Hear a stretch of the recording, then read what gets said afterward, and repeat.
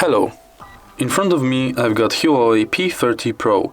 Today I'll show you how to enable and disable app drawer. So let's go to settings and tap on home screen and wallpaper. Let's tap on home screen style and select drawer to enable app drawer. Now we've got app drawer enabled. To disable it, again go to settings, again tap on home screen and wallpaper and go to home screen style and choose standard. Now app drawer is disabled.